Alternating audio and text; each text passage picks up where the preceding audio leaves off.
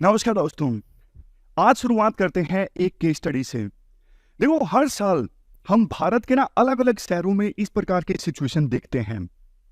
शहरों के नाम बदल जाते हैं, ईयर बदल जाते हैं, कभी चेन्नई तो कभी बेंगलुरु, कभी हैदराबाद, कभी मुंबई, कभी दिल्ली, लेकिन सिचुएशन ज्यों की त्यों रहती है। क्यों हर साल भारत में अर्बन फ्लड आती है? ये यूपीएससी का फेवरेट टॉपिक है। 2 या 3 बार यूपीएससी एक अर्बन फ्लड पे क्वेश्चन पूछ चुकी है, और एक बार तो एक ही साल में यूपीएससी ने 2 क्वेश्चन पूछ लिए थे अर्बन फ्लड में, जीएस पेपर 3 में और जीएस पेपर 1 में भी। देखो, हम चाइना की स्पन सिटी का कंसेप्ट समझें उससे पहले आप रीजन्स की बात कीजिए कि अर्बन फ्लड भारत में आती क्यों है, भारत के सिटीज का ये हाल होता क्यों है। देखो, नॉर्मल सा पॉइंट है। जैसे जैसे हमारे देश में अर्बनाइजेशन इंक्रीज हुआ, गांव से लोग आने लगे शहरों में, ज्यादा लोग रहने लगे शहरों में। लेकिन देखो, शहरों का इंफ्रास्ट्रक्चर बनाया गया था 3 लाख लोग रहने के लिए। अब 30 लाख लोग रहने लगे हैं। अब उनका वेस्ट वाटर है वो कहां जाएगा? जैसे देखो, जनसंख्या बढ़ती है ना, रोड चौड़े करने पड़ते हैं, ज्यादा घर बनाने पड़ते हैं, लेकिन वेस्ट वाटर जहां से जाता है उस ड्रेन का साइज इंक्रीज हुआ? बिल्कुल नहीं, बल्कि कम हो गया। आप ये देखिए, ये तस्वीर देखिए, ड्रेन्स का, रिवर्स का शहरों में इतना ज्यादा इंक्रोचमेंट हुआ है। पानी अगर थोड़ा सा भी इंक्रीज हो जाए, जगह ही नहीं है बिल्कुल भी। तो ये इंक्रोचमेंट जो है, ये एक बड़ी वजह है। पानी की निकासी के लिए स्पेस है ही नहीं, समझ गए। और दूसरा देखो, पानी कहां जाएगा बारिश का? कॉन्क्रीटाइजेशन, पेड़ों को नहीं छोड़ा गया है। शहरों में ना हर तरफ आपको कंक्रीट ही कंक्रीट देखने को मिलेगा, तो पानी का नीचे जाने की जगह ही नहीं है। और देखो, कुछ तो क्लाइमेट चेंज भी है। मतलब बारिश जैसे अब आई, पिछले एक हफ्ते में एकदम से नॉर्थ इंडिया में बहुत ज्यादा बारिश आ गई है। बट देखो, क्लाइमेट चेंज अब एक रियलिटी है, इससे हम भाग नहीं सकते। ये चीजें तो फ्यूचर में और भी ज्यादा होंगी। लेकिन हमारी सिटीज ना रिजिलियंट नहीं है। रिजिलियंट मतलब एक स्प्रिंग होता है ना, स्प्रिंग को दबाओगे वापस उसी शेप में आ जाता है। तो उसी प्रकार से ना रिजिलियंट इंफ्रास्ट्रक्चर होना चाहिए। थोड़ा सा डिजास्टर आया तो ऐसा नहीं कि सब कुछ तबाह हो गया, इंफ्रास्ट्रक्चर को नुकसान ना पहुंचे, डिजास्टर झेल ले, वैसा इंफ्रास्ट्रक्चर हमें आज के समय में चाहिए। अब देखो, सीवरेज का साइज उतने का उतना ही है। मतलब जैसे रोड चौड़ी हुई, सीवरेज का साइज भी तो इंक्रीज होना चाहिए था ना, सीवरेज की कैपेसिटी इंक्रीज होनी चाहिए थी, लेकिन नहीं हुई। खैर, केस स्टडी की बात करते हैं। चाइना का एक कंसेप्ट है ये स्पंज सिटी का। स्पंज सिटी मतलब, स्पंज क्या होता है? जैसे पोछा लगाते हैं ना हम, पोछे को क्या करते हैं, गीले पानी में डालते हैं, वो पानी को एब्जॉर्ब करता है, पोछा लगाते हैं, और जब थोड़ा सा पोछा लग जाए उसको निचोड़ देते हैं ताकि जो खराब पानी है वो निकल जाए। फिर से दोबारा पोछे को साफ पानी में निचोड़ते हैं ताकि साफ पानी का पोछा लगे। तो ये एक एग्जाम्पल है स्पंज का। स्पंज का रसगुल्ला भी आपने खाया होगा। स्पंज मतलब वो चीज जो ना पानी को एब्जॉर्ब कर लेती है, पानी को एब्जॉर्ब कर लेती है और बाद में उससे पानी निकाला जा सकता है। तो चाइना की स्पंज सिटी का कंसेप्ट ये है कि आप ना इस प्रकार का इंफ्रास्ट्रक्चर इस्टेब्लिश करो, जब रेन वाटर आता है ना, आप उस रेन वाटर को एब्जॉर्ब कर लो, और बाद में रेन वाटर को आपने एब्जॉर्ब कर लिया तो फ्लड नहीं आएगी, है ना। और बाद में उसी रेन वाटर का आप इस्तेमाल करो, बजाय कि उसके की नालों में बहने के। वो रेन वाटर जो नालों में बह जाता, पानी वेस्ट हो जाता, ऐसा करने के बजाय आप रेन वाटर को एब्जॉर्ब करो और बाद में उस पानी का इस्तेमाल करो अपनी नॉर्मल एक्टिविटीज के लिए। ये है स्पंज सिटी का कंसेप्ट। स्पंज सिटी के कंसेप्ट में चाइना ने क्या किया, रूफ पे गार्डन से इस्टेब्लिश किए, छतों पे रोड्स को परमिएबल बना दिया ताकि पानी जो है वो नीचे चले जाए। पेवमेंट्स को परमिएबल बना दिया गया ताकि पानी जो है वो जमीन के नीचे चला जाए। मतलब बहुत सारे मेथड्स चाइना ने अपनाए ताकि ज्यादा बारिश एक बार आ जाए ना, तो पानी को एब्जॉर्ब कर लिया जा सके और उसी पानी को बाद में यूज कर लिया जाए, जैसे पोछे की तरह। समझ गए? तो ये है चाइना का स्पंज सिटी का कंसेप्ट। भारत में भी देखो, हम अक्सर सजेशंस की बात करते हैं और चीजें बदलती भी हैं। ऐसा नहीं है कि भारत में चीजें नहीं बदल रही हैं, लेकिन समय ज्यादा लग रहा है। थोड़ी गति जो है ना चीजों के बदलने की, तेज होनी चाहिए।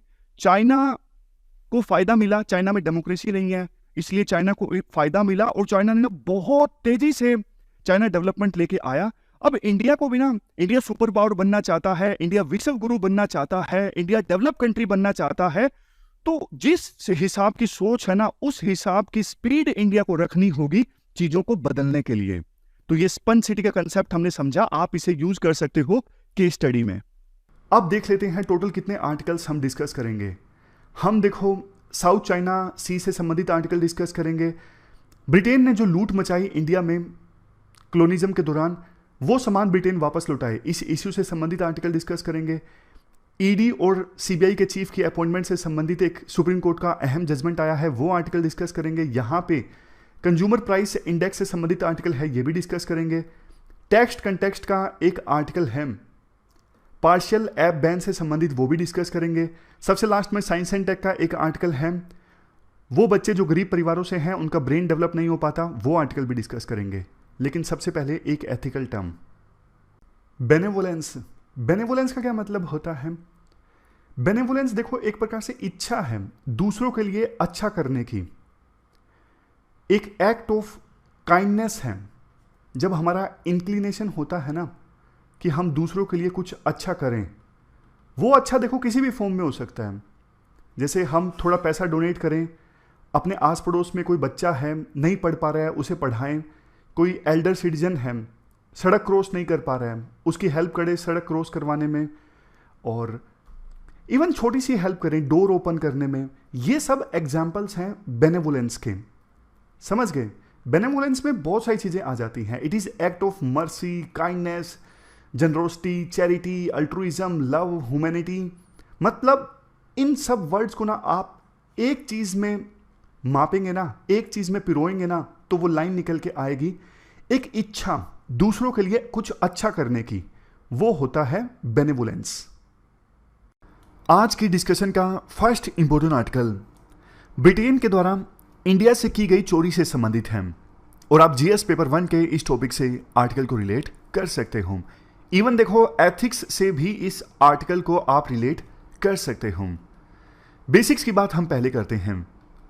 देखो कॉलोनिज्म के दौरान क्या हुआ, ये जो यूरोपियन कंट्री है ना, जैसे यूके, फ्रांस, जर्मनी, इन देशों ने ना एशिया, अफ्रीका, लैटिन अमेरिका, इन कॉन्टिनेंट्स के देशों को गुलाम बनाया, अपनी कॉलोनी बनाया, और इन देशों के रिसोर्सेज को बहुत लूटा, जैसे ब्रिटेन ने इंडिया के रिसोर्सेज को लूटा। इस दौरान देखो यूरोपियन कंट्रीज अपनी कॉलोनीज से ना बहुत सारा सामान भी अपने अपने देशों में ले गए। जैसे ब्रिटेन इंडिया से कोहिनूर समेत बहुत सारी चीजें लूट के ले गया जो अभी ब्रिटेन के म्यूजियम में हैं। लेकिन देखो अच्छी बात यह है, कुछ कॉलोनियल कंट्रीज को ना अब यह एहसास हो गया है कि हमने जो उस समय किया गलत किया। हमने अपनी कॉलोनीज से इंपॉर्टेंट आर्टिफैक्ट्स को चुराया। आर्टिफैक्ट्स मतलब कलाकृतियां। ये वो चीजें होती हैं जिनका किसी देश के इतिहास में, किसी देश की पास्ट में इंपॉर्टेंट स्थान होता है। जैसे देखो कोई इंडिया की पुरानी मूर्ति है, कोई पुरानी ज्वेलरी है, कुछ भी जिससे इंडिया की हिस्ट्री का पता लगता हो, तो ये होती हैं कलाकृतियां यानी आर्टिफैक्ट्स। तो नीदरलैंड को एहसास हुआ कि यार हमने श्रीलंका और इंडोनेशिया से ये जो कलाकृतियां चुराई थी ना, वो गलत काम था, हमें इन्हें लौटाना चाहिए। तो नीदरलैंड ने ऐसी 484 वैल्यूएबल आर्टिफैक्ट्स श्रीलंका और इंडोनेशिया को वापस लौटाने का निर्णय लिया। जैसे ये श्रीलंका की तोप है, कैंडी से चुराई गई थी, काफ़ी फेमस तोप है, इसको भी अब नीदरलैंड श्रीलंका को लौटा रहा है। क्वेश्चन देखो अब ये इमर्ज होकर आता है, नीदरलैंड तो चलो अच्छा काम कर रहा है, बट व्हाट अबाउट ब्रिटिशर्स? क्या उनको चीज़ें नहीं लौटानी चाहिए जहां से उन्होंने चुराई थी? काफ़ी समय से मांग चल रही है। जैसे ग्रीस मांग कर रहा है कि भैया ये कल्चर्स जो आप स्क्रीन पे देख रहे हो, ये आप हमारे यहाँ से चुरा के गए, आप इन्हें वापस लौटा दो यार, कुछ तो शर्म करो। इजिप्ट से ये पत्थर चुराया था, रोजेटा स्टोन, इजिप्ट में मांग कर रहा है, अरे दे दो यार पत्थर जो चुरा के गए थे। लेकिन ब्रिटेन वालों को कोई शर्म नहीं है, वो वापस नहीं लौटाते। चलो ये तो दूसरे देशों की हम बात कर रहे हैं, आप इंडिया की बात कीजिए। इंडिया की कितनी सारी कलाकृतियां हैं जो अभी ब्रिटेन के शहर लंदन के म्यूजियम्स में हैं। आप कोहिनूर हीरे की बात कीजिए, कहाँ से चुराया गया था कोहिनूर हीरा? अमरावती स्तूप से। जानते हो कितने कैरेट का है? ऑलमोस्ट 105 कैरेट का है कोहिनूर हीरा। वर्ल्ड के सबसे ज़्यादा फेमस डायमंड्स में से एक है। और एक चीज़ देखो, ब्रिटिशर्स को ये लगता है अगर हमने कॉलोनीज से चुराई हुई चीजों को वापस लौटाना अगर स्टार्ट किया ना, तो हमारे सारे म्यूजियम्स खाली हो जाएंगे, क्योंकि उनके सारे म्यूजियम्स एक प्रकार से चोर बाजार हैं, सारी वहां पे चुराई हुई चीजें हैं। अगर एक लुटाई तो उस देश को बाकी भी लुटानी पड़ेंगी, फिर बाकी देश भी मांग करने लगेंगे, तो हमारे म्यूजियम्स तो खाली हो जाएंगे। इसके बाद राइटर ये कहते हैं, देखो हमें पता है एक चीज, अगर आपने ये चुराई हुई कलाकृतियां वापस भी लुटा दी, तो कॉलोनिज्म के दौरान जो आपने अत्याचार किया हमारे देश के लोगों के ऊपर, उनको दुख दर्द दिया, आपकी पॉलिसीज की वजह से कितने सारे लोगों की जानें चली गई, वो सब चीजें वापस नहीं आएंगी। हम जानते हैं इस चीज को, आपने बहुत अत्याचार किया, उसकी भरपाई की ही नहीं जा सकती। बट देखो, इतना तो मोरल ऑब्लिगेशन आपके ऊपर बनता है कि आप इंडिया से चुराई हुई चीजों को वापस करो। यह एक प्रकार से ना सिंबॉलिक जेस्चर होगा कि आपने अपनी तिजोरियां भरी किससे, जो लूट मचाई कॉलोनीज में, फॉर एग्जांपल इंडिया में, वहां से। तो ये आपके ऊपर ना सिर्फ मोरल ऑब्लिगेशन है बल्कि लीगल ऑब्लिगेशन भी है। आप बड़ी बड़ी बातें करते हो मोरालिटी की, हम ह्यूमन राइट्स का सम्मान करते हैं, हम मोरालिटी का ख्याल रखते हैं। किसी देश में कुछ गलत होता है तो आप उस देश को मोरालिटी का पाठ पढ़ाना स्टार्ट कर देते हो। बट यार, आपने कितना कुछ गलत किया, आपका भी फर्ज बनता है आप मोरल अटोनमेंट करो। मोरल अटोनमेंट का मतलब क्या होता है? प्रायश्चित। एक प्रकार से मोरल अटोनमेंट का मतलब होता है कि आपने कोई गलती कर दी, आपने किसी को नुकसान पहुंचा दिया, कम से कम अब उसे एड्रेस करने के लिए कोई एक्शन लो। यह होता है मोरल अटोनमेंट। इसके बाद राइटर बोलते हैं, ब्रिटेन को सीखना चाहिए दूसरे देशों से। जर्मनी के चांसलर थे 1970 में, नाम था विली ब्रांट। इन्होंने क्या किया, हिटलर ने पोलैंड के ज्यूज के ऊपर जो अत्याचार किए थे ना, उसका प्रायश्चित किया एपोलोजाइज करके। ये 1970 में जब चांसलर बने, गए पोलैंड में। उस समय तो ज्यूज रहते भी नहीं थे, नाम मात्र के ज्यूज रहते थे पोलैंड में, क्योंकि वो सारे इजराइल जा चुके थे। लेकिन बावजूद इसके वो एक पुरानी ज्यूइश घाटों में गए, उन्होंने ऐसे नीचे बैठ के, घुटनों पे बैठ के माफी मांगी। हालांकि देखो, इनकी कोई गलती नहीं थी, बल्कि हिटलर ने इनके ऊपर भी अत्याचार किया था। किसी भी प्रकार से हिटलर के द्वारा किए गए क्राइम में ये सम्मिलित नहीं थे। बट इन्होंने बोला कि मैं जो माफी मांग रहा हूं ना, ये जर्मन्स की तरफ से मांग रहा हूं। जर्मन्स एज ए नेशन, हम रोक नहीं इसके हिटलर को कि वो आपके ऊपर क्राइम ना करें, इसलिए मेरी जो ये माफी है ना, ये जर्मन्स की तरफ से है। आप और एग्जांपल लीजिए, कोमागाता मारू, फेमस शिप जर्नी, नहीं पढ़ी है हिस्ट्री में? पढ़ लो जल्दी से, लेकिन मैं अभी रिवाइज आपको करवा देता हूं। 1914 में ना एक शिप गया था, इंडिया से गया था कनाडा में। उसमें ऑलमोस्ट 370 के आसपास इंडियंस थे, और जो कनाडा में इमिग्रेट करना चाहते थे। बट देखो, शिप ना कनाडा के शहर वैनकूवर में खड़ा रहा 2 महीने तक। कनाडा की अथॉरिटीज ने शिप से लोगों को उतरने नहीं दिया। 2 महीने तक लोग जो थे इंडियंस, वो शिप के अंदर रहे। बहुत सारी मुश्किलों का उन्हें सामना करना पड़ा। उनके पास खाना नहीं था, दूसरी चीजें नहीं थी, लेकिन इसी आस में कि शायद कनाडा की अथॉरिटीज हमें उतरने देंगी। लेकिन कनाडा की अथॉरिटीज टस से मस नहीं हुई, और 2 महीने के बाद आखिरकार कनाडा की नेवी ने उस शिप को कनाडियन वाटर से बाहर भेज दिया। उस शिप को, कोमागाता मारू को, वापस इंडिया आना पड़ा। लेकिन जब वो शिप वापस इंडिया में आया, बजबज पोर्ट कोलकाता में, तो ब्रिटिश अथॉरिटीज ने ना ये मान लिया कि इसमें जो लोग हैं वो पॉलिटिकल एक्टिविस्ट हैं, ट्रबल मेकर्स हैं, वो इंडिया से ब्रिटिश राज को उखाड़ फेंकना चाहते हैं। तो ब्रिटिश अथॉरिटीज ने मजबूर कर दिया उन लोगों को कि आप यहां से शिप से बाहर निकलिए। शिप में मौजूद जो लोग थे उन्होंने विरोध किया, वायलेंस हुआ, बहुत सारे लोगों की उसमें जान चली गई, बहुत सारे लोग घायल हुए। तो ये जो इंसिडेंट था ना कोमागाता मारू, चूंकि कनाडा की वजह से हुआ था, 2016 में कनाडा के प्रधानमंत्री ने कनाडा की तरफ से एपोलोजाइज किया इंडिया को कि हमने जो उस समय किया था गलत किया था। इस इंसिडेंट ने कनाडा की इमिग्रेशन पॉलिसी को पूरी तरह से बदल दिया। समझ गए? तो जैसे देखो, कनाडा के प्रधानमंत्री माफी मांग सकते हैं, विली ब्रांट माफी मांग सकते हैं, तो फिर जलियांवाला हत्याकांड जिसमें इतने सारे निर्दोष लोग मारे गए, उसके लिए ब्रिटेन क्यों नहीं माफी मांगता? बाकी इंसिडेंट्स के लिए क्यों नहीं ब्रिटेन माफी मांगता? राइटर कहते हैं देखो 3 प्रकार की चीजें ना ब्रिटेन को अपनानी चाहिए। सबसे पहली चीज तो जैसे हमारे एनसीईआरटीज है ना, वहां पे भी कुछ होगी, बीसीईआरटीज होंगी।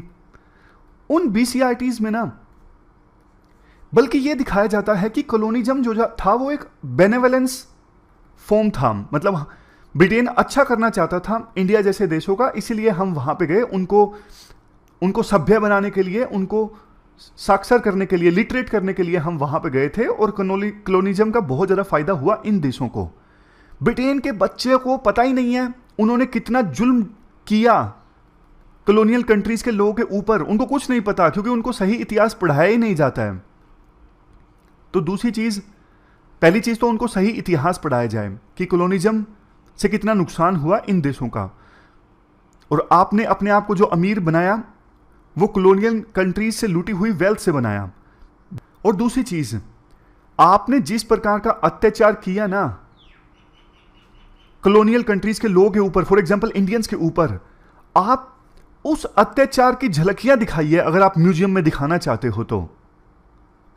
जर्मनी ये काम करता है, जर्मनी अपने स्टूडेंट्स को बताता है कि आपके पूर्वजों ने किस प्रकार से ज्यूज के ऊपर अत्याचार किया। तो आप भी बताओ ना सिर्फ बुक्स में बताओ बल्कि म्यूजियम में भी आप वो नमूने रखो जिससे पता लगे कि आपने कितना अत्याचार किया। और तीसरी चीज, कॉलोनियल कंट्रीज से जो चीज आप लूट के लाए ना, ये आर्टिफैक्ट्स, पुरानी कलाकृतियां, अरे लुटा दो यार उनको, कुछ तो शर्म कर लो भैया, वो तुम्हारी नहीं है। और सबसे लास्ट में सॉरी कह दो कम से कम, जो इतना अत्याचार आपने किया उसके लिए एपोलोजाइज कर दो। बाकी देश कर रहे हैं, आप भी कर दो।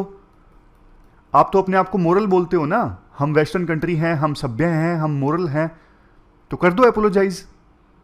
तो ये पूरा आर्टिकल हमने डिस्कस किया ब्रिटेन के द्वारा इंडिया से जो चीजें चुराई गई थी उससे संबंधित। अब चलते हैं आगे। इसके बाद आज के डिस्कशन का next article south China sea में चाइना और दूसरे देशों के बीच टेंशन से संबंधित है। आप जीएस पेपर सेकंड के इस टॉपिक से आर्टिकल को रिलेट कर सकते हो। देखो साउथ चाइना सी में जो टेंशन है ना, वो किस इश्यू को लेके है? ये है 9 डैश लाइन। ये जो रेड कलर में आपको दिख रही है ना, ये 9 डैश लाइन है। अब चाइना क्या बोलता है, इस 9 डैश लाइन के अंदर जो भी ये पूरा एरिया आता है ना, यहां पर चाइना के हिस्टोरिकल राइट्स हैं। मतलब पूरा इतिहास उठा के देख लीजिए, चाइना ही इस पूरे सी को अपने लिए यूज करता आया है। अब इस साउथ चाइना सी में यानी 9 डैश लाइन में बहुत सारे आइलैंड्स आ जाते हैं, जैसे कि देखो parcel islands, Scarborough Shoal, Spratly islands. ज्यादातर आइलैंड्स पर चाइना अपना हक जमाता है, मतलब पार्सल आइलैंड्स पर तो पूरी तरह, स्कारबोरो शोल पर भी, और कुछ स्पार्टले आइलैंड्स पर भी चाइना अपना हक जमाता है, बोलता है। चूंकि ये सारे जो आइलैंड्स हैं ये इस 9 डैश लाइन के अंदर आते हैं, ये जो डॉटेड लाइन है इस लाइन के अंदर आते हैं, और इस पूरे एरिया को हम ही यूज करते आए हैं हिस्टोरिकली, यानी इतिहास उठा के देख लीजिए, हम ही यूज करते आए हैं और अब भी हम ही यूज करेंगे।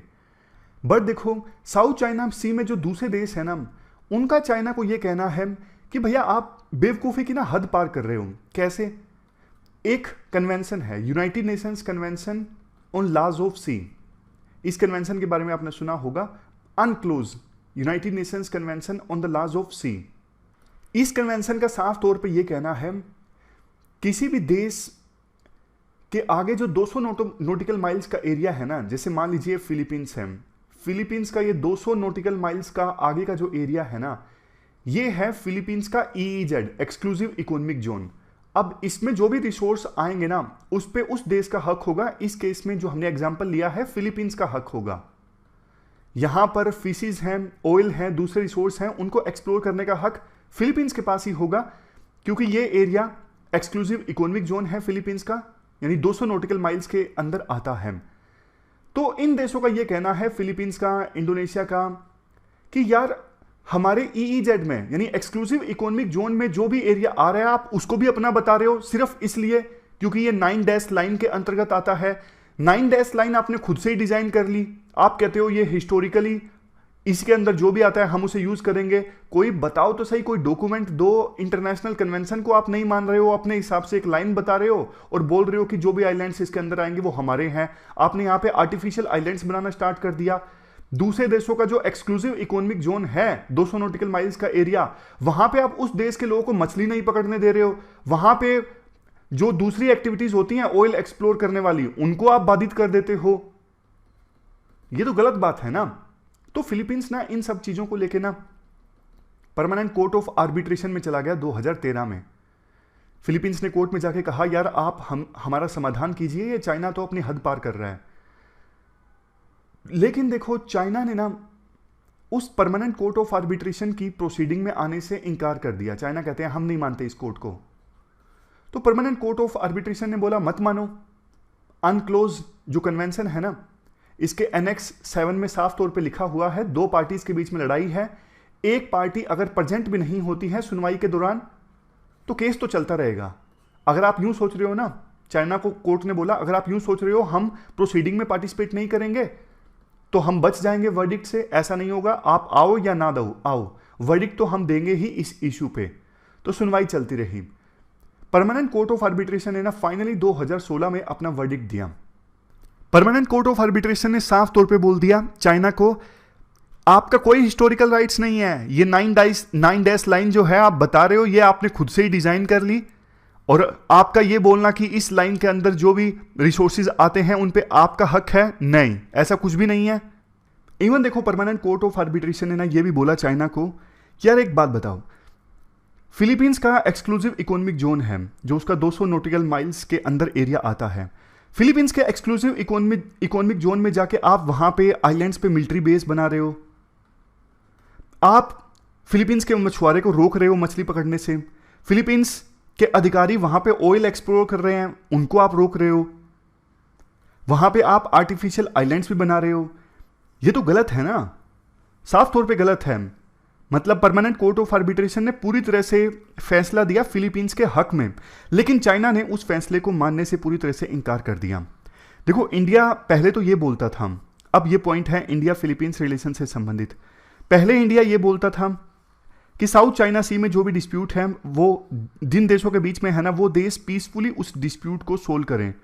बट अब इंडिया ये बोलने लगा है लीगल बेसिस पे और डिप्लोमेटिकली विभिन्न देश ये डिस्प्यूट सोल्व करें। लीगल बेसिस पे तो यही हुआ ना जो परमानेंट कोर्ट ऑफ आर्बिट्रेशन का फैसला आया, मतलब इंडिया ने इनडायरेक्टली या डायरेक्टली साफ तौर पे चाइना को बोल दिया कि आप परमानेंट कोर्ट ऑफ आर्बिट्रेशन का जो फैसला आया है, जो ट्रिब्यूनल का फैसला आया है उसे स्वीकार कीजिए।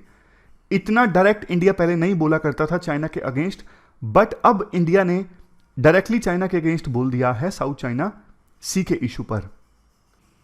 देखो साउथ चाइना सी इंडिया के लिए बहुत इंपॉर्टेंट है, एक प्रकार से ना बहुत ही इंपॉर्टेंट मैरीटाइम गेटवे और जंक्शन है। बहुत सारा सामान इंडिया यहां से भेजता है साउथ चाइना सी से, बहुत सारा ट्रेड इंडिया का यहां से होता है। तो ये इंडिया के हित में है कि साउथ चाइना सी में पूरी तरह से स्टेबिलिटी रहे, इसीलिए इंडिया फिलीपींस के साथ भी कोऑपरेट कर रहा है। फिलीपींस और इंडिया दोनों का चाइना के साथ डिस्प्यूट है, तो इसलिए फिलीपींस और इंडिया के बीच में रिलेशंस और ज़्यादा मजबूत हुए हैं। हाल ही में दोनों विदेश मंत्रियों की मुलाकात हुई थी ना, तो उसमें ये सारी चीज़ें डिसाइड हुई। इंडिया रेजिडेंट डिफेंस अटैची ऑफिस ओपन करेगा मनीला में, फिलीपींस की राजधानी में। जो ये डिफेंस अटैची ऑफिस होता है ना, एक प्रकार से ना डिफेंस ऑफिशियल डिप्लॉयड होता है दूसरे देश में, जो काम करता है दोनों देशों की मिलिट्री के बीच में संबंधों को मजबूत बनाने के लिए। तो इंडिया का डिफेंस अटैची ऑफिस वहां पे ओपन होगा, वो काम करेगा दोनों देशों के बीच में मिलिट्री रिलेशंस को मजबूत बनाने के लिए। दोनों देशों की कोस्ट गार्ड के बीच में ज़्यादा कोऑपरेशन होगा। फिलीपींस इंडिया से नेवल एसेट एक्वायर करेगा, जैसे बोट इत्यादि हैं पेट्रोलिंग के लिए। जॉइंट एक्सरसाइज ज़्यादा होंगी दोनों देशों के बीच में। मैरीटाइम डायलॉग भी होगा। मैरीटाइम डायलॉग में बहुत सारी चीज़ें आती हैं, जैसे maritime trade, maritime security, maritime communication, सब चीज़ें आ जाती हैं मैरीटाइम डायलॉग में। लास्ट में राइटर एक बात ये भी बोलते हैं, देखो अगर प्रैक्टिकल बात करें ना, तो चाइना वर्डिक्ट मानेगा ही नहीं, मतलब जो परमानेंट कोर्ट ऑफ आर्बिट्रेशन का वर्डिक्ट है ना उसे नहीं मानेगा। तो ना क्वाइट डिप्लोमेसी की जरूरत है यहाँ पे, चुपचाप डिप्लोमेसी की सहायता से साउथ चाइना सी में टेंशंस को सुलझाया जा सकता है। और इसके लिए ना आसियान कंट्रीज को ना स्टैंड लेना होगा, एक फ्रेमवर्क बना के चाइना से बात करनी होगी, क्योंकि डिस्प्यूट सिर्फ फिलीपींस के साथ नहीं है, वियतनाम समेत कुछ दूसरे देशों के साथ भी हैं। तो आसियान नेशंस एक इंपॉर्टेंट मैसेज कन्वे कर सकते हैं चाइना को कि भैया पॉलिटिकल सॉल्यूशन इसका निकाल लेते हैं, आप जो कर रहे हो गलत कर रहे हो। तो ये पूरा आर्टिकल हमने डिस्कस किया साउथ चाइना सी में टेंशंस से संबंधित। इसके बाद नेक्स्ट आर्टिकल सुप्रीम कोर्ट की एक इंपॉर्टेंट जजमेंट से संबंधित है, और आप जीएस पेपर सेकंड के इस टॉपिक से आर्टिकल को रिलेट कर सकते हो। देखो 2021 से ये पहले की बात है, मैं आपको थोड़ा सा पीछे ले जाना चाहता हूं। ईडी के चीफ की नियुक्ति हुई थी 2018 में, जिनका नाम है एस के मिश्रा। अब कायदे से इनका ना ईडी के चीफ का उस समय 2 साल का फिक्स कार्यकाल होता था, सीबीआई के चीफ का भी और ईडी के चीफ का भी। अब कायदे से इनका कार्यकाल खत्म होना था 2020 में, बट सेंट्रल गवर्नमेंट ने ना इनका कार्यकाल 1 साल के लिए एक्सटेंड कर दिया। सुप्रीम कोर्ट ने बोला आपने क्यों एक्सटेंड कर दिया, इनका तो 2 साल का फिक्स कार्यकाल था ना। तो सेंट्रल गवर्नमेंट ने क्या किया, ईडी के चीफ का कार्यकाल 2 साल का होता है, यह लिखा हुआ है सेंट्रल विजिलेंस एक्ट में, और सीबीआई के डायरेक्टर का कार्यकाल 2 साल का फिक्स है, यह लिखा हुआ है Delhi police special establishment act 1946 में। सेंट्रल गवर्नमेंट ने दोनों एक्ट्स को ना अमेंड कर दिया और प्रोविजन कर दिया कि ईडी और सीबीआई के जो डायरेक्टर है ना, इनका वैसे कार्यकाल होगा 2 साल का, बट 5 साल तक इंक्रीज किया जा सकता है एक्सटेंशन देके, और रिट्रोस्पेक्टिवली ये चीज लागू होगी। ये प्रोविजन कर दिया था सेंट्रल गवर्नमेंट ने 2021 में इन एक्ट्स में अमेंडमेंट करके। तो जो एस के मिश्रा हैं, जिनके एक्सटेंशन पे सवाल उठी थी ईडी के डायरेक्टर, उनको फिर से एक्सटेंशन दे दिया, मतलब रिटायरमेंट एज से वो आगे चले गए, ऊपर चले गए, लेकिन सेंट्रल गवर्नमेंट उनको एक्सटेंशन देती गई, 3 बार एक्सटेंशन उनको दे दिया। तो अब मामला पहुंचा था कोर्ट में फिर से। अब जो सुप्रीम कोर्ट का वर्डिक्ट आया है ना, सुप्रीम कोर्ट ने इसमें यह तो बोल दिया कि एस के मिश्रा ईडी के डायरेक्टर के तौर पे काम कर रहे हैं, इवन रिटायरमेंट एज से ऊपर काम कर रहे हैं, जा चुकी है रिटायरमेंट एज, तो ये गलत है। इनको बोल दिया गया कि आप 30 जुलाई तक काम करिए, 31 जुलाई तक, उसके बाद आप काम करना छोड़ दीजिए, जबकि कायदे से उन्हें शायद नवंबर तक या दिसंबर तक काम करना था। लेकिन देखो दिक्कत वाली बात पता है क्या है, सेंट्रल गवर्नमेंट ने ये जो 2 एक्ट्स में अमेंडमेंट किया ना, कि ईडी और सीबीआई के डायरेक्टर को एक्सटेंशन दिया जा सकता है, पहले उनका फिक्स कार्यकाल था 2 साल का, लेकिन अब सेंट्रल गवर्नमेंट की मर्जी पर डिपेंड करता है कि उसे 5 साल तक एक्सटेंड किया जा सकता है। अब देखो, आप सीधी सी बात है यार, घुमा फिरा के मैं नहीं करूंगा ताकि आपको सीधा ही समझ में आए। कोई ईडी या सीबीआई का डायरेक्टर है, अभी उसको 2 साल हुए हैं, अब उसके मन में तो लालच आएगा ना कि यार मैं सेंट्रल गवर्नमेंट की तरफदारी अगर करूंगा तो वो मुझे एक्सटेंशन दे देंगे। एक गाजर हमेशा लटका के रखेगी सेंट्रल गवर्नमेंट ईडी और सीबीआई के चीफ के सामने कि हमें खुश करोगे, हमारी बात मानोगे तो फिर हम आपका जो कार्यकाल है वो एक्सटेंड कर देंगे। तो फिर तो यार ये सीबीआई और ईडी के चीफ इम्पार्शली काम ही नहीं कर सकेंगे। उनके पास तो मोटिवेशन है कि सेंट्रल गवर्नमेंट की बात मानी, उनके इशारों पे काम किया तो हमें 3 साल का कार्यकाल और भी मिल जाएगा। तो मतलब किसी प्रकार की डिपेंडेंसी ईडी और सीबीआई चीफ की सेंट्रल गवर्नमेंट के ऊपर नहीं होनी चाहिए थी, जो कि अब हो गई है। 3 साल का कार्यकाल एक्स्ट्रा दे सकती है सेंट्रल गवर्नमेंट इनको, यही चीज कोर्ट को समझनी चाहिए थी, लेकिन आप लोगों को समझ में आ गई, कोर्ट को नहीं आई। कोर्ट ने बोला ठीक है, ये मतलब सेंट्रल गवर्नमेंट ने जो अमेंडमेंट किया है वो ठीक है। कई बार मुझे ऐसा लगता है यार, जो चीज बेशक एक यूपीएससी एस्पायरेंट समझ जाता है, वो चीज कई बार कोर्ट क्यों नहीं समझ पाती। फिर मुझे लगता है यार हमसे तो ज़्यादा समझदार हैं, कुछ और लॉजिक उन्होंने लगाया होगा, जो भी होगा, बट ऊपर से देखें तो वर्डिक्ट अच्छा नहीं है। आप बताइए कमेंट बॉक्स में आपको कैसा लगा। इसके बाद next article consumer price index से संबंधित है। आप जीएस पेपर 3 से इस आर्टिकल को रिलेट कर सकते हो। बेसिक्स की बात पहले करते हैं। कंज्यूमर प्राइस इंडेक्स क्या है? ये देखो टूल है हमारे देश में इन्फ्लेशन मेजर करने का।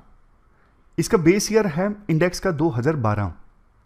जैसे एग्जाम्पल के तौर पे कैसे ये इंडेक्स काम करता है, 2012 में एक टोकरी ली गई, टोकरी में कुछ गुड्स एंड सर्विसेज डाले, फॉर एग्जाम्पल आटा डाल दिया, दाल डाल दी, चावल डाल दी, मतलब कुछ जरूरी जो गुड्स एंड सर्विसेज है ना वो डाल दिए और उनका प्राइस कैलकुलेट कर लिया, ऐड कर लिया। मान लीजिए वो प्राइस आता है 100। तो देखो 2012 में जो गुड्स एंड सर्विसेज डाली गई उनका प्राइस अगर 100 था, तो 2023 में उसी बास्केट में जो गुड्स एंड सर्विसेज हैं उनका मिला के सम कितना आ रहा है। अगर 120 आ रहा है तो इसका मतलब है इन्फ्लेशन 20% बढ़ गई है 2012 से अगर कंपेयर करें तो। पिछले साल से कंपेयर नहीं कर रहे हैं, 2012 से। तो ये है कंज्यूमर प्राइस इंडेक्स। अब राइटर का ये कहना है, देखो कंज्यूमर प्राइस इंडेक्स के लिए जो बास्केट है ना जिसमें गुड्स एंड सर्विसेज को डाला जाता है और उनका प्राइस कैलकुलेट किया जाता है, उसके बेस पे पता लगता है इन्फ्लेशन कितना है। उस बास्केट में जो सामान डाला जाता है ना वो बहुत पुराने टाइप का है, आजकल वो सामान जनता यूज ही नहीं करती। जैसे बास्केट में ना टॉर्च का दाम कैलकुलेट किया जाता है, आजकल सारे मोबाइल फोन यूज करते हैं। रेडियो का प्राइस कैलकुलेट किया जाता है, ऑडियो कैसेट का प्राइस कैलकुलेट किया जाता है। ये चीजें जनता यूज ही नहीं करती, तो आप इनका प्राइस क्यों मेजर कर रहे हो। दूसरा देखो 2012 में ना इंडियंस फूड पे ज्यादा खर्च करते थे, बट चूंकि इंडिया में पर कैपिटा इनकम इंक्रीज हुई है, जैसे ही पर कैपिटा इनकम इंक्रीज होती है ना तो जनता का जो खर्च है फूड पे रिलेटिवली कम हो जाता है। जैसे मान लीजिए मेरी सैलरी एक महीने में है 1000 रुपये, मेरा मेजर जो खर्चा होगा वो फूड पे ही होगा, क्योंकि फूड तो पहली प्रायोरिटी है ना। मान लीजिए मेरी सैलरी होगी 1 लाख रुपए, तो मैं 1 लाख रुपए फूड पे थोड़ी ना खर्च कर सकता हूं ना। तो जैसे जैसे पर कैपिटा इनकम बढ़ती है ना फूड पे खर्चा कम हो जाता है, बट 2012 का बेस है, अभी भी फूड को ज्यादा वेटेज दी गई है। अब राइटर कहते ये हैं, देखो सर्वे तो सरकार कंडक्ट करवा रही है, house hold consumption expenditure survey, but इसका डेटा, ये सर्वे पहली तो बात 2024 तक कंप्लीट नहीं होगा, उसके बाद कंप्लीट भी हो गया तो डेटा एनालाइज करने में टाइम लगेगा 2 साल तक, तो बहुत साल लग जाएंगे इस सीपीआई को अपडेट करने में, कंज्यूमर प्राइस इंडेक्स को। और आरबीआई इतने महत्वपूर्ण फैसले लेती है इस इंडेक्स के दम पे, जैसे देखो मॉनिटरी पॉलिसी कैसे करनी है, इंटरेस्ट रेट को घटाना है बढ़ाना है, वो महंगाई के दम पे आरबीआई तय करती है महंगाई कितनी है। और महंगाई कैलकुलेट करने का जो तरीका है वो तो कतई फर्जी है, पहले इस तरीके को तो इंप्रूव करो ना। इसके बाद राइटर 2-3 पॉइंट और बोलते हैं, आप ये हाउस होल्ड कंजप्शन एक्सपेंडिचर सर्वे जल्दी जल्दी कंप्लीट करो ना, जिससे पता लगे कंज्यूमर क्या कंज्यूम कर रहे हैं, किस पे कंज्यूम कर रहे हैं। दूसरा, ये जो बेस है सीपीआई का, इसे आप और टाइमली चेंज करो, हर 5-5 साल बाद अपडेट करते जाओ, लेट मत करो। ये देखो सीपीआई की जो बास्केट है वो हर 5 साल में अपडेट होने चाहिए ताकि कंजम्पशन पैटर्न का पता लग सके। Ministry of statistics and programme implementation अपनी डेटा को प्रोसेस करने की कैपेबिलिटी इंक्रीज करे, क्योंकि अब तो सब काम डिजिटल होने लगा है। तो ये आर्टिकल हमने समझा सीपीआई से संबंधित। इसके बाद next article partial app ban से संबंधित है। जैसे देखो जहां पे सिचुएशन खराब होती है ना, फॉर एग्जांपल मणिपुर में सरकार क्या करती है, कंप्लीट शटडाउन कर देती है इंटरनेट को। इससे ना बहुत नुकसान होता है। क्या नुकसान होता है आपको भी पता है, पूरी इकोनॉमी खराब हो जाती है, एजुकेशन खराब हो जाती है। मतलब हमने पूरा आर्टिकल इस पर डिस्कस किया था कि इकोनॉमी को कितना ज़्यादा नुकसान होता है इंटरनेट शटडाउन की वजह से। तो ट्राई ना अब कंसिडर कर रही है, बजाय इसके कि complete internet shutdown, partial app shutdown कर दिया जाए, कुछ ऐप्स को शटडाउन कर दिया जाए जिनसे खतरा सबसे ज़्यादा है। क्या ये पॉसिबल है? देखो सेंट्रल गवर्नमेंट ट्राई के थ्रू इस बात पर विचार कर रही है कि जो मैसेजिंग ऐप है ना उनको रेगुलेट किया जाए। रेगुलेट किया जाए मतलब जैसे व्हाट्सएप है, व्हाट्सएप पे मैसेज चल रहे हैं तो सरकार उनसे पूछे कि बताओ ओरिजिनल सेंडर कौन है इस मैसेज का। व्हाट्सएप बताना नहीं चाहती, वो बोलती है कि हमारी एंड टू एंड इंक्रिप्शन की जो पॉलिसी है वो डिस्ट्रॉय हो जाएगी अगर हम आपको ये बताएंगे कि ओरिजिनल सेंडर कौन है। फिर एक दिक्कत है वीपीएन वाली, वर्चुअल प्राइवेट नेटवर्क। इसमें क्या होता है कि वीपीएन अगर मैं यूज करता हूं ना तो मेरा असली आईपी एड्रेस क्या है ये नहीं पता लगेगा। लोग वीपीएन का इस्तेमाल करके इंटरनेट शटडाउन को बाईपास करते हैं। सेंट्रल गवर्नमेंट वीपीएन को भी कंट्रोल करना चाहती है, बट इश्यूज हैं। एक तो वीपीएन को कंट्रोल करना इतना आसान नहीं है, मतलब वीपीएन पे लगाम लगाना, क्योंकि जो वीपीएन के सर्विस प्रोवाइडर है ना वो अपने सर्वर लगातार चेंज करते रहते हैं।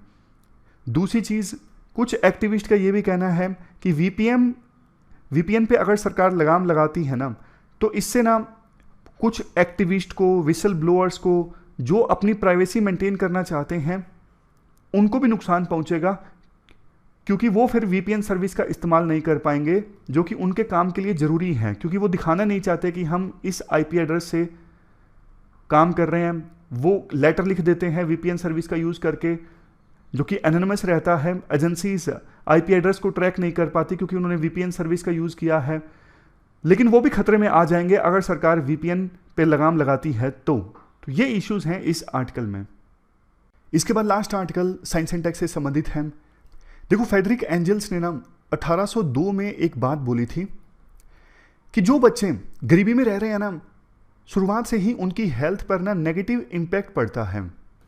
बाद में 2015 में स्टडीज़ भी सामने आई। स्टडी ये थी कि वो बच्चे जो लो इनकम फैमिली से हैं ना, गरीब परिवारों से हैं, उनके दिमाग का एक हिस्सा जिसका नाम है हिपोकैम्पस दिमाग का एक हिस्सा ठीक ढंग से डेवलप नहीं हो पाता गरीबी की वजह से। एक एग्जांपल देता हूं। मान लीजिए आपको घर बनाना है, लेकिन घर बनाने के लिए आपके पास इनफ ब्रिक्स नहीं है, सीमेंट नहीं है। आपका घर तो बन जाएगा, लेकिन कहीं ना कहीं आप क्वालिटी के साथ आपको कॉम्प्रोमाइज करना पड़ेगा। कम ईंट आप लगाओगे, कम सीमेंट आप लगाओगे। उसी प्रकार से गरीब परिवारों में जो बच्चे होते हैं ना, शुरुआत में खाने के लिए इनफ खाना नहीं होता, थोड़ा बहुत खाना होता है, कंडीशंस खराब होती है, स्ट्रेस होता है। तो इस वजह से ना उनका दिमाग का जो हिस्सा है ना, हिपोकैम्पस, वो ठीक से डेवलप नहीं हो पाता, छोटा रह जाता है। ये हिस्सा दिमाग का मेमोरी और लर्निंग के लिए जिम्मेदार है। लेकिन देखो, वेलफेयर स्कीम्स यानी जो एंटी पॉवर्टी स्कीम्स है ना, जैसे यूएसए में डायरेक्ट कैश दिया जाता है गरीब परिवारों को। एक सर्वे में पाया गया कि ऐसे गरीब परिवारों में जिनको डायरेक्टली कैश दिया गया, जिनको स्कीम्स का लाभ दिया गया, वहां पे बच्चों का जो ये हिस्सा है ना हिपोकैम्पस वाला, वो ज्यादा छोटा नहीं मिला। तो मतलब वेलफेयर स्कीम्स और एंटी पॉवर्टी स्कीम्स का फायदा डायरेक्टली होता है बच्चों की लर्निंग पे होता है, वो ज्यादा अच्छे से सीख पाते हैं। अब लास्ट में ना समरी के माध्यम से हम जल्दी से रिवाइज कर लेते हैं। कॉलोनिज्म वाला आर्टिकल हमने डिस्कस किया। कंटेक्स्ट, नीदरलैंड ने चीजें वापस लौटाने का निर्णय लिया है श्रीलंका को, इंडोनेशिया को। इंग्लैंड के द्वारा भी बहुत सारी चीजें चुराई गई थी और अलग अलग देशों के द्वारा मांग की जा रही है कि उन चीज़ों को लौटा दिया जाए। जैसे ग्रीस भी मांग कर रहा है, इजिप्ट भी। इंडिया से भी बहुत सारी चीज़ें चुराई ब्रिटेन ने, लेकिन वापस नहीं कर रहा है। ब्रिटेन का कहना है एक दी तो बाकी सबको भी लौटाना पड़ेगा, हमारे म्यूजियम खाली हो जाएंगे। लेकिन देखो, मोरल ऑब्लिगेशन है, प्रायश्चित करना चाहिए ब्रिटेन को। अपने स्टूडेंट्स को, छोटे स्कूल में जो बच्चे हैं उनको पढ़ाना चाहिए कॉलोनिज्म का कितना नुकसान हुआ। कॉलोनिज्म में जो उन्होंने कबाड़ा किया, उन चीज़ों को उन्हें म्यूजियम में रखना चाहिए ताकि बच्चों को पता लगा ये किया है हमारे पूर्वजों ने, और माफ़ी मांगनी चाहिए और बाकी चीज़ें जो हैं वो लौटानी चाहिए। ब्रिटेन नहीं कर रहा है, लेकिन कुछ देश कर रहे हैं। जर्मनी के चांसलर ने ज्यूज से माफ़ी मांगी थी। इवन कनाडा के प्रधानमंत्री ट्रूडो ने भी कोमागाता इशू के लिए माफ़ी मांगी थी। लेकिन ब्रिटेन माफ़ी नहीं मांग रहा है जलियांवाला हत्याकांड के लिए और दूसरे इश्यूज़ के लिए। करना चाहिए ब्रिटेन को। उसके बाद आर्टिकल हमने इंडिया फिलीपींस से संबंधित डिस्कस किया। दोनों देश की फॉरेन मिनिस्टर्स की मुलाकात हुई, बहुत सारे इश्यूज़ पे डिसीजन लिए गए, लेकिन सबसे important maritime cooperation. South China sea में जो इशू है, पूरा इशू हमने डिस्कस किया। क्या इशू है? चाइना दूसरे देशों के सोवरिन राइट्स पे हमला कर रहा है। इंडिया ने बोला है कि लीगल तरीके से इस इशू को हैंडल किया जाए, बट देखो राइटर बोलते हैं लीगल तरीके से हैंडल नहीं होगा, चाइना नहीं बात मानेगा। आसियान के कंट्रीज को आपस में एकजुट होकर एक पॉलिटिकल सॉल्यूशन मांगना चाहिए चाइना से। इस इशू पे पॉलिटिकल डायलॉग होना चाहिए, यानी क्वाइट डिप्लोमेसी की सहायता से इशू सोल्व किया जा सकता है। अब ये दो क्वेश्चंस है जिनका आंसर आपको देना है। दोनों क्वेश्चंस का आंसर आपको 250 वर्ड्स में देना है। pwonlyis.com की वेबसाइट पे जाके आप क्वेश्चन का आंसर दे सकते हो। मॉडल आंसर भी आपको मिलेगा और कुछ क्वेश्चंस के आंसर्स इवेल्युएट भी होंगे। इवन समरी भी आपको मिल जाएगी इस पूरे डिस्कशन की, हिंदी इंग्लिश दोनों फॉर्म में, टेलीग्राम चैनल पे। Thank you very much for discussion.